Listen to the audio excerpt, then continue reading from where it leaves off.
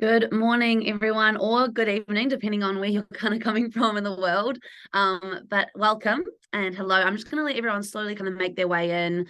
Feel free to grab like a coffee or a snack or your water or whatever you want to just while you settle in to sit down and listen to me for about 45 minutes. Good luck to you all. I'm just joking. But yes, so hello, welcome. I'm going to give you guys a bit more time just to all kind of slowly trickle on in. But welcome. I'm super excited about today and getting into it. So waiting a little bit longer, but I'll let you all, make your way slowly.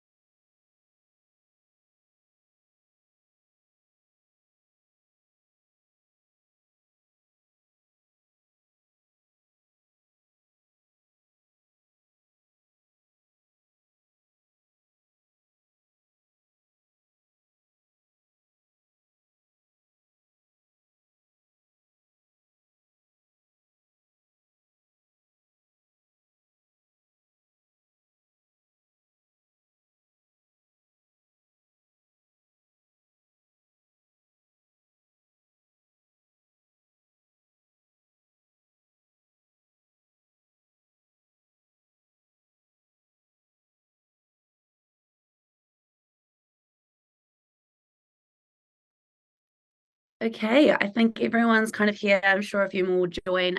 But yes, over time they can just come when they're ready.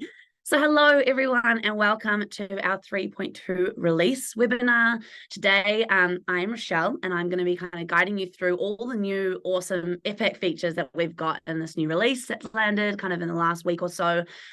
So some of you may have seen them already. Some of you might not know about any of them yet, and that's totally fine. But today is just kind of going to be me jumping through and showing you all the key ones that we've got. And then you can kind of see if we want to start utilizing them. We'll talk to your customer success manager about implementing some kind of process around those new features and starting to get the most out of the system that you can. So yes, very exciting today. I can see a few kind of familiar faces of people who are coming through to most of our webinars, which is really cool to see our little community kind of growing. So yeah, please keep coming because we love to see you guys here. We love to hear from you as well. So if you can from now, feel free to pop all of your questions or just even say hey in the chat section or even in the Q&A part of the Zoom as well. So just on that bar along the bottom, please feel free to jump in, get the conversation going. You can talk to each other in the chat and say, hey, I'm doing Startup Pro in this way. And look how cool that is. And kind of have a chat with each other as well, because that's really fun to see our community all commuting, talking to each other. What am I talking about? English is hard, right? But anyway, so jump into that chat now and also in the Q&A if you've got questions kind of burning already. I have got Nisha that'll be joining me in the Q&A section as well. So she's going to jump in and have a chat to us all as well in regards to those questions you're all asking. So hold tight for that. For now, you've got me. But yes, I want to kind of guide you through the next steps of today, just so we get a good idea of what we're working with. So first off, I'm going to go into that kind of live demo, which will be in my account, where we will kind of go through those new things that we can see in the system. And then we're going to go into our Q&A session where you can start asking all those questions you've got. If you've got any, even if you just want to say hey and chat to us, that's also awesome as well. We love to hear it. And then from there, I'm going to give out some kind of resources and links that you guys can go to kind of sign up for our next webinars or just see some awesome videos that might explain it a bit more and dive a bit deeper into the system so you can get all that education you need around Site App Pro. So without further ado, let's kind of get into it.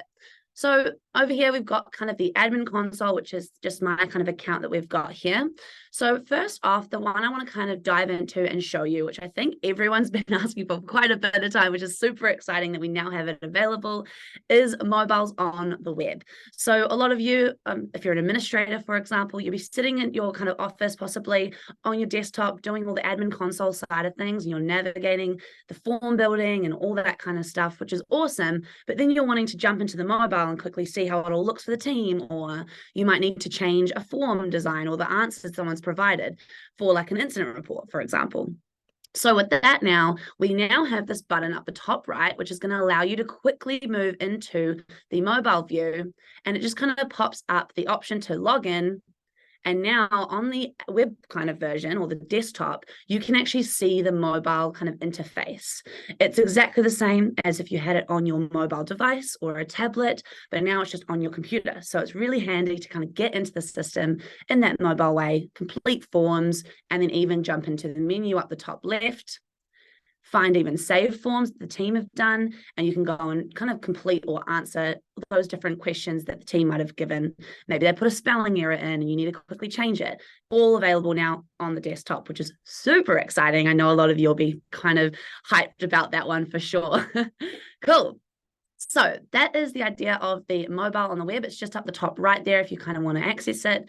So it should be available in your account there as well. And just to be aware as well, this is from the Pro package, professional package, and up. So if you guys are in the team package or an essential package, just kind of keep that in mind. If you do want to see this available in your account, please let us know. Reach out either via the survey after this webinar, or even in the chat, just mention, hey, can someone please reach out to me to talk about maybe upgrading so I can get these awesome new features that I've seen today?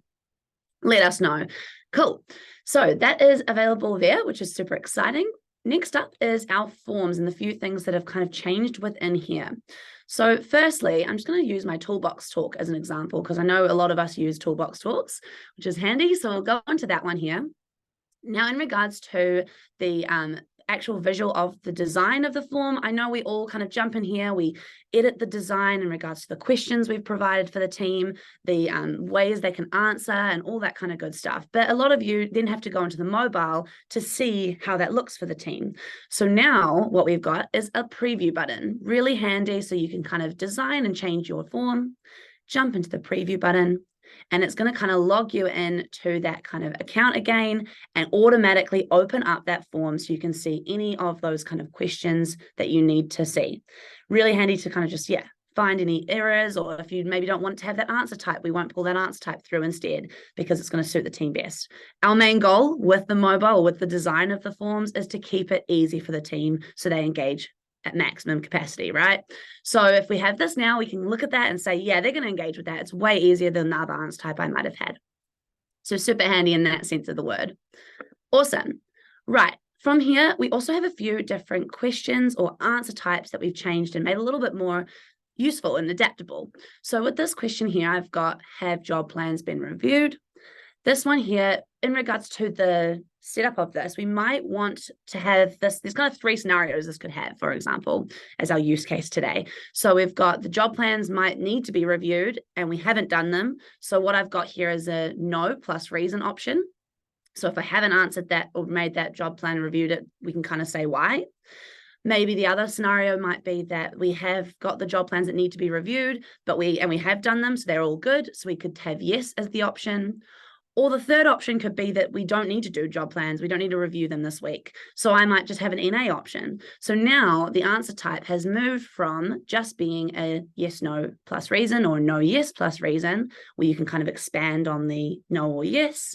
And now we have the NA option as well, which is really handy if it doesn't apply. In this way, we can still make the field required, so the team have to answer it. But if it doesn't apply to them, they can just kind of click NA and move past it and still save the form as final. So that way we always get our required fields in there and the reports are going to come through really nice and full of information. Cool. So that is one of our answer types that we have kind of fixed up a little bit. Another option we have kind of added a bit more layering to and a bit more customization to is our conditional sections.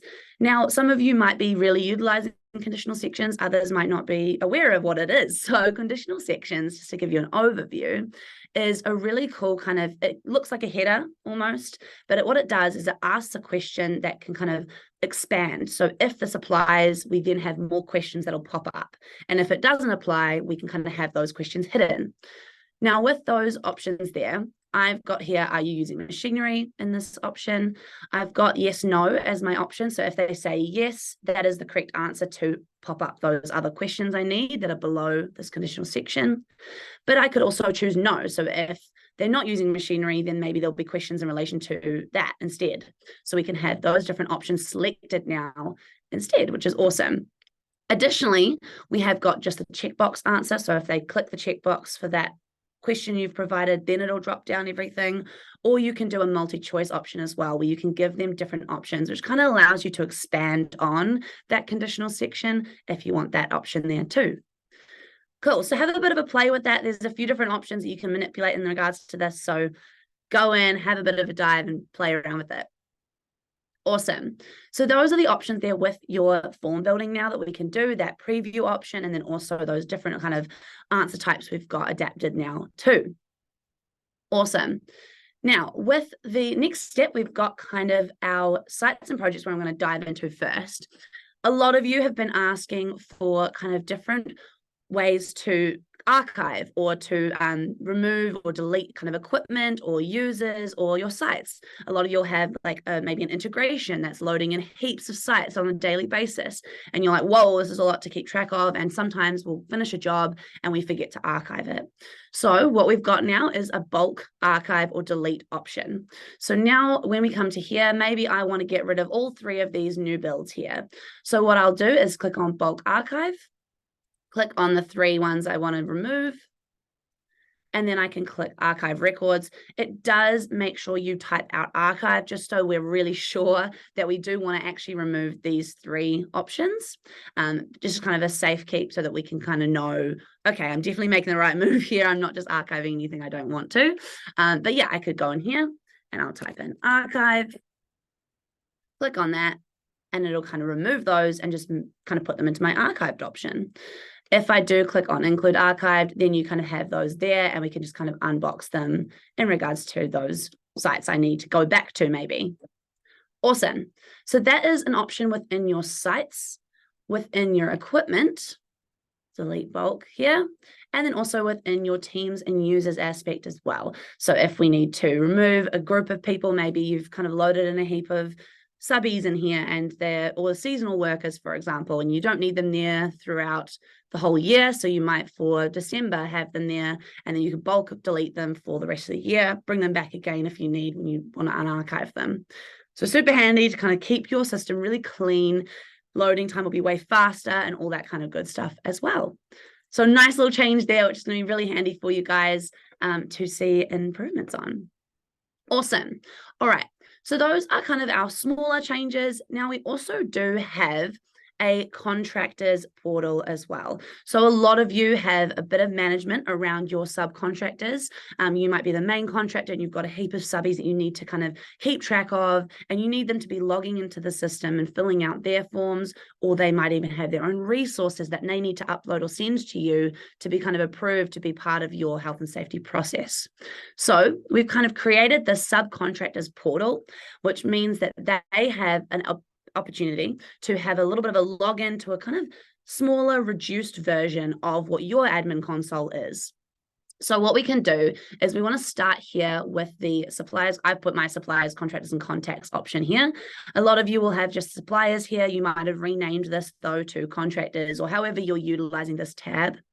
Initially, a lot of people have kind of put in the different companies here. So you might have your subcontractor companies or your supplier companies in here.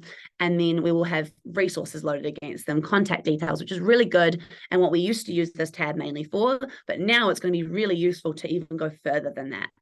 So what we can do is starting off, I've kind of created the Sanderson Electrical one.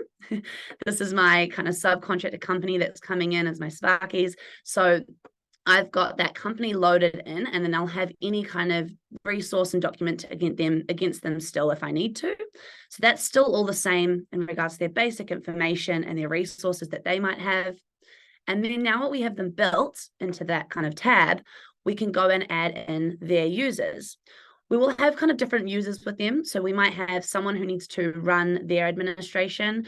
You might not have someone who runs your administration. You just have like field workers that are subcontractors, and you can totally load them in that way as well. But you might want to create someone who kind of puts their resources through for approval, or they load in their own subcontractors instead of you having to load in all the subcontractors. So you can kind of have 2 different ways, whether you load it and control it, or you give them a bit more control and they get this little admin kind of portal as well that's a bit more restricted. So First off, I've got myself as an example here. So I'll just go into Rochelle. So you can see here, we've got Rochelle Sanderson, and this is Sanderson Electrical. So that's the supplier I'm attached to. I have got, if you go into my edit icon for my name, we have got that role that has been selected. It's going to have the same name as the tab that I've got selected here, which is why it looks a bit funny, because I've got all those different options there. So you guys can name it whatever you want. But you want to select the one that has the same name as that tab if you want to give them the administration. And then any other person, so if they're just a subby and they don't need to log into their own admin console, but they just need to have their restricted view of the mobile, we can make them a field worker, a contractor if they're switching between other SciDAP Pro companies and you, or a tablet manager if they need a bit more control in their mobile view amongst their team. So those are the options there. I'm going to be the administrator for that subcontractor Sanderson Electrical company. So I'll give that person that control. And then what we can do is, go from there, add in extra details if we need to, just like how we would normally do with our usual users. Same thing with resources. You can kind of add in the individual resources as well from your admin console, and even you can track their engagement and all that kind of good stuff as well. So now that I've created this administrator for the Sanderson Electrical subcontractor company, what I can do is go and see that they have over here their own little admin console. So it's a subcontractors portal, which is what we're calling it. So as you can see here, there's kind of a limit on what we can see. There's teams and users, which means I can just see the team that is in Sanderson Electrical. So I've got myself and I've got my Sebastian Field option there. So he's my field worker. And so I can then load in those other people that are in my team because I'm the administrator of Sanderson Electrical. So I can go in here and add them in if I need to. Also, I can jump in and see kind of their resources as well and update any resources that we need for them too. So that's kind of that subcontractor side of things. They can also see different sites and projects. Now, these are the ones that I have only given access to Sanderson Electrical for. So I can see that there's only 4 sites here that I can see in my kind of subcontractors portal. But in the main admin console, we can see all of those different sites, and then to assign those different kind of access to those subcontractors, we'll go into the pencil icon and you can see here suppliers, contractors, contacts, access. So I'll dive in and kind of choose which subcontracting company I want to give access to the site for, so that they can go and find it on the mobile and save forms too. So there's a little bit of access kind of control on your end where you can kind of decide where they go and what they can see. Awesome. So that's in regards to the sites and what they can kind of visualize. Then additionally, you can also control the resources that they see as well. So when we jump into resources, you've obviously got all of your documentation you might have uploaded to your system. Some of this might be just for your company, so you don't want the contractors to see everything. So you can kind of dive into any of the ones you've got, and we can select who can see this document. So I've got this beautiful painting as one of our examples. And if I open this up, I can choose, okay, I want Sanderson Electrical to see that, or any of my other subcontractors as well. You can even select all if you know that's a company-wide bit of information that we can share with other subcontractors too. Awesome. So I'm going to leave that one for now, but that is kind of the process of showing them what you've already got in regards to your resources. Now, additionally, there might be something that needs to be sent through from the subcontractor. So if I go into their admin console and their resources, you can see that there's this document here that I have kind of sent through to be approved. The status is actually approved, so that's all good. It's all ready to go. It's now available for my team and the main contractor as well. But if we open that up, we can see here that I've got the logo there that I uploaded, and now it's available. The expiry date's there. It's been all approved. It's all done, and we can kind of replace the file if I need to. Maybe that document I need to update, so I can replace it, and then that way the approval will go through again to request, and then you as an admin console main contractor can approve that to be put into the system again. Awesome. So there's kind of that approval document process happening as well. But that's from the main subcontractor. Then you want to go back into the main contractor, and you might want to set who can approve what. So what we want to do in regards to settings of this is go into My Business. And from here, we're going to go into Settings. At the very, very bottom, you can see here, where is it? Sorry, I'm losing my mind. Here we go. Approval workflow settings. So within this, you can kind of choose who on your team can be an approver. If you don't have anyone as approver, then all the subcontractors' documents will automatically be approved. But I might choose that I want maybe Kale to be an approver for me. So I'll click on Kale. And then you can also choose how many people need to approve before the document can be actually put into the system. So maybe I've got Kale and Nisha, for example, and then I'll put here that I need to have 2 approvals minimum before that can be approved. If you've just got one, then it'll just go through that one person, and it just kind of emails out to them to say, hey, this subcontractor's put a document in to be approved, and then you can go and approve it if you need to. So really handy. I know there's a little bit of setup in regards to it, but it's really awesome for you to be able to control the system, but also give that responsibility over to the subcontractor so they can load in their users if they need to, and then also take charge of their documentation if they need to as well. And then you just have to click approve rather than having to upload their documentation to your system to keep track of it as well. So just kind of changing your life, hopefully, and making it a little bit more simple and easy in regards to all the documentation and things that they need to do. Cool. So that is the gist in regards to the subcontractors portal, mainly in regards to those resources as well. Once you have got, sorry, I'll just save that quickly. Once you have got those kind of approval processes put into place, you've got your approvers chosen, you can then find the resource approvals aspect in the far right of that resources tab. So within here, I haven't got any to approve right now because I'm not set up as an approver, but Kale could see here if there's any new kind of documentation coming through to say, hey, this needs to be approved, and you can kind of dive into that, put a comment on it, say, nope, not good enough, and decline it. Or you could say, yeah, this is great. Thank you for the addition of documentation. So you can kind of go through whatever layers you want and approving it and kind of adding comments to it as well. And then that will email back to the subcontractor to say, yes, it's been approved, or no, this has been declined, please adapt, or look at the comments to change it to suit the main contractor better. Awesome. All right, so that is the gist of kind of your basic steps of new things and also the subcontractors portal. Now, just keep in mind with the subcontractors portal, this currently is available for our US, our Canadian and Australian clients in its full capacity. It'll automatically be in your accounts based on your pack sizes in regards to that as well. But for our New Zealand clients, it is currently in beta. So we have got certain people that are being approved upon request of the subcontractors portal to then kind of test it out a little bit more and get more information around how New Zealand wants to utilize it. So yeah, that's kind of where we're at in regards to the subcontractors portal. It is beta for New Zealand right now. And then for our US, Canadian, and Australian clients, it'll be in your pack size, and you get different limitations on those kinds of users within subcontractors and things like that based on your pack size as well. So if you want a bit more clarity around it, talk to your customer success manager and we can kind of guide you in the right places. Awesome. All right. Now, a few other things. I think I've got a little bit more time to talk about one more exciting thing. So some of you might have group access. I know this might not apply to everyone, but some of you may have a kind of a group level where you've got that overarching umbrella and you have multiple organizations or different kind of regions with their own SiteApp Pro account. So if you have that level of control and you've got that pack size, what we can do, I'm just going to dive into my group level so you can see where I'm talking about. Up here, we've got our group level of my Buchanan Building organization.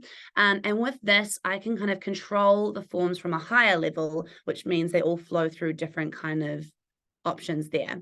So in regards to this, what we can do is see within the forms, for example, you might have different people within your different organizations overriding a form. So we'll create a form at group level, we'll send it down to the organization level, and then the orgs might kind of change things within the form. They might just change the design, or they might try and change the settings or the scheduling. So when we do have those changes happen at org level, we can now see the visibility across those different organizations. So I'm at group level right now. I've got my list of forms that my orgs have, and I can see here the overrides that have happened. So organization overrides in regards to just the general design to the left. So I can see there's none for these kinds of forms, but we've got one here for this checklist. And then we can also see the schedule overrides as well to the right. So I can see that there's one on the same form that's been done on an organization. So this is just a quick view of which ones have an override happening on them in regards to the design or the schedule. And then what we want to do is dive in a bit deeper. So go into the form, and you can see here in the top right, I've got that option to see what's happening in regards to those specific overrides. So we can see here that on Buchanan Building Organization, this form has got 4 different versions and it's been changed in regards to its design. So the actual form has been changed. And so I can now revert that, just the form part, back to what it was initially. The settings will stay the same. So we still have all the email recipients, we still have the right schedule set and all that kind of good stuff. So just the form design will go back to the master copy that I initially set for the team. Additionally, you've got that schedule change. So if someone's put in maybe an email instead, or they've kind of changed the schedule to weekly instead of daily, this will tell you that they've done that. This one is telling me that they turned on ad hoc. So we can see that that's the option that they adjusted. And also that happened in the Buchanan Building Organization for me as well.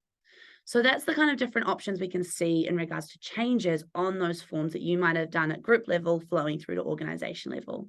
So really nice kind of transparency. You don't have to now dive into each of the organizations and see what people have changed possibly. So now you can just stay at the group level, see what's happening, and then change it back if you need to change it back. Awesome. All right, so those are the main kind of changes that we've got going on in the current release. If you guys have any questions, please feel free to kind of pop them in. I know Jane has just come through with a question. So I'm going to kind of dive into that Q&A session now. If you've got your questions, please pop them in. I know there might be a few after what I've just demoed, and I can jump back across and go through some more things if you guys need. So please feel free to, dive into that if you need.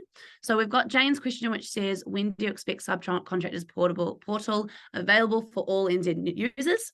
So this is something I think Nisha's already typing. But at this point, we kind of are still testing it out and seeing for NZ users. So we're not 100% sure on an exact date in regards to when it's coming. But our rough gauge is that it's going to be about like roughly into the new year that we want to kind of test this out, see how it goes, and then we'll kind of reevaluate in the new year to see how everything's going and what feedback we've gathered from the New Zealand clients as well.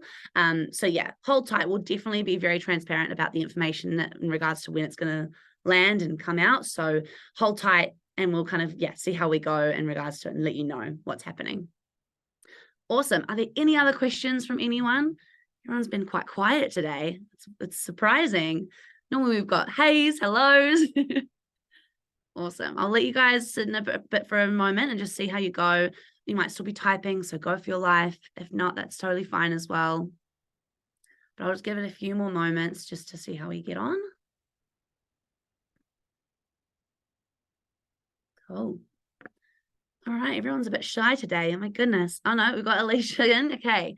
How do I put a logo on your admin page? Okay, amazing. So within regards to this, what we can do is on your main kind of administration page, I'll actually go back to my org level. So within here, I'm going to go into my business. So I've got my awesome little logo up here. I'm going to go into my business. And in my business details, you can't see the white part because it's on a white background, but if you kind of set up your logo here, you can press select, and this will allow you to kind of choose from your files on your computer, or just upload a new logo to then flow through to here. And it also does pull into your reporting as well. So really awesome there to kind of have as an option in regards to your reporting. Cool. Hope that answers your question, Alicia. Let me know if you have any follow-ups around it. Cool. We'll give a bit more time because Alicia's did come through a bit more last minute. So I want to give you guys your opportunities to chat to us. Awesome. Now, also, we do have a survey that's going to happen after this as well. So I'd really appreciate it if you guys could put your information into there in regards to what you want to seek in the future for these webinars, and also just what kind of things you want to see in the system in general, or what your main pain points in health and safety are, just so we can kind of get a bit more information around you and how we can help you guys best, because that's our main goal, is making your teams get home healthy and safe. Right. So please kind of give us that information if you can. It's a kind of real short 5-question thing. So jump in and have a bit of a go of that. Jane's given us another question. Can you look up a vehicle and see what report history there is? Currently, you can only do it via person. Some vehicles are shared. Right. So the best way to kind of find a vehicle If you're looking from the reporting aspect, we would want to have kind of forms completed around those vehicles. So you might want to create like a maintenance vehicle form, or even like a vehicle movements form. Some people have created like a form where they say, okay, where is this vehicle? Pick which piece of equipment you're taking, and then where is this kind of heading? What site are you going to? All that kind of information. So you might want to have a form that logs this information so that when you go into the reports, you can start to use this kind of filters that you need to by searching here, or even kind of going into advanced searches and searching for answers to get out those specific pieces of equipment or the location it's going to and things like that. So you can see where it's heading, what kind of maintenance was done on it on what days, and all that history that you're asking for there. Alternatively, if you just want to look at the equipment, it's from the admin console, it's found through that equipment tab, of course. So you can just kind of filter which one you want to look for. Or alternatively, if you want to go from the mobile view, we can also kind of dive into our equipment through here. So the team, when they're actually in the field, can search up equipment and they can find their equipment from there, see those kind of dates that they need to as well in regards to that. Does that kind of make sense? I hope that kind of answers your question, Jane. Awesome. Cool. If not, Jane, also feel free to send a message through and I can just kind of call you after as well and talk a bit more about it if you need more information. Awesome. All right, I think that's almost everyone's questions. So without further ado, I'm going to kind of wrap today's session up. We're going to go through some kind of resources. So of course you have support at SciDAT Pro to always reach out to. Oh, I've got another question actually just before I go. So does the system, Neil's asking, does the system allow you to view inspection trends for a specific checklist across multiple sites, allowing broad overview of areas for improvement? Yes, so definitely. In regards to that one, I'm going to quickly dive back into the admin console. So I'm going to quickly, the best kind of trend reporting we have in the system, of course, you have your reports where you can kind of see the form completion and get those lists and answers out within a different kind of format, whether it's a CSV or a PDF. That's really lovely if you want to get those kind of completion rates. But if you want to see trending across your company and how many incidents are happening, how many inspections might be happening, we can go into the dashboard, and depending on your pack size, you will have the analysis tab. So this is for our premium packages and up. So if you are wanting this analysis option, you can definitely have a chat to your customer success manager, and we can talk about having this in your system, in your account, if it's going to be really, really useful for you for kind of board reports or even just trend kind of tracking as well. So in the analysis tab, you have, I won't dive in too deep because I will be doing some webinars on reporting in a bit more detail. But from here, you can kind of see graphs and changing different visuals around the trends across completed forms, also across different answers within forms. So if you've got like incidents, for example, we've got all of those logged. You might want to see how many times Susan might have broken her arm across multiple different sites, because maybe Susan's in the wars a little bit and gets hurt quite a lot on different sites. And that allows you to find the trends of this happening and find out whether maybe it's because Susan's a bit clumsy, or maybe it's because we've got a certain site that has a lot of hazards and things to be aware of that we kind of need to fix. So that's where we can kind of go to really dive in deep into those trends and what's happening based on the forms we've been gathering. We do want to make sure that the form kind of design is also capturing really clean data. And my next webinar, this monthly kind of webinar that rotates on a monthly basis, is going to be more about the form design for reporting. So we can really make sure we're getting that clean data in our reporting. So if you do want to kind of learn more about this reporting side of things, definitely tune into next month's webinar because we'll go into more of this in detail. And then lastly, you've got the hazards option or tile, which is where you can kind of find those trends along different hazards on all the sites as well. So yeah, definitely have a bit of a look into that. But in regards to your question, Neil, you might want to have an inspection form. And then what we can do here is select that form and find kind of the date range we want to look at, and then select certain types of answers you want to look into in regards to your inspections, so you can find the trends across your inspections. Awesome. I hope that helps your answer. Again, please let me know if you want to talk more about it in detail, or even email through to support@SciDAT Pro and we can kind of get it more answered for you. Cool. Okay. Well, thank you very much, guys. yes, Support Sign Up Pro is always there for you to dive into if you want any more questions answered. And also we have got our Video Education Center where you can sign up for any of our webinars and also dive into some more detailed videos about specific use cases and specific ways to use the system. So it's a really handy resource there for you to utilize if you want to go in a bit deeper, learn a bit more, and also even find other webinars that might help train your team or learn more about the system in general. We have them on a rotational basis, and then the monthly one is always a kind of topic related thing where we'll dive into something specific. So tune in for the next one, and hopefully I see you guys more. But other than that, thank you very much for your time today, and I hope you guys have a lovely rest of your week. Thanks, guys. Bye-bye.